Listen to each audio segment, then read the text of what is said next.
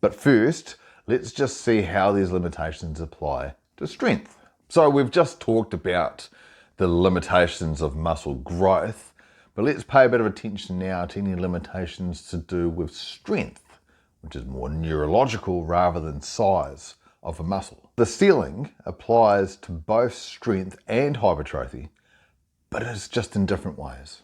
Muscle size is more like adding workers to a job, adding more muscle fibers to the muscle itself, increasing its capacity to do something. Muscle strength is a little different. It's like learning a skill. Your nervous system is figuring out ways to be better, to be more efficient, to be more functional at doing something and doing it better than what it did before. So both strength and hypertrophy have limits, but they're not the same limits. So hypertrophy is about building your muscles, getting your raw materials, your proteins, your amino acids, and over time, it builds into something bigger and probably stronger. But muscle strength in itself, it's like rewiring your brain. It's doing an exercise and figuring out what just happened.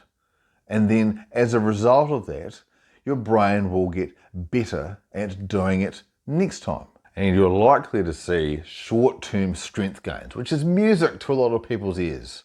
And mine too. Back in the day when I was starting, I saw a lot of strength gains very fast. The amount of weight I was about to lift went up substantially, and my confidence in how it was feeling, how my muscles had adapted pretty fast to be able to be strong and sturdy and feel good about lifting. And then sure enough, I lifted more and more in a more confident way, larger range of motion, etc. It was great. That happens pretty fast. But then the muscle building side of things happens a lot slower. It's progressive overload over time. And that doesn't happen within days or in weeks. It happens over a longer period of time at snail's pace, unfortunately. Strength gains rely heavily on your nervous system, your central nervous system, CNS. But what happens if the CNS just refuses to play ball or refuses to cooperate? There you go, if you're not into ball sports. Well, later on, I'm going to just go through how to acknowledge or realize that there's a connection missing. And that connection is between your muscles and your brain. And it's an important connection. And I'll tell you how to deal with that, or the best way that I've found to deal with that.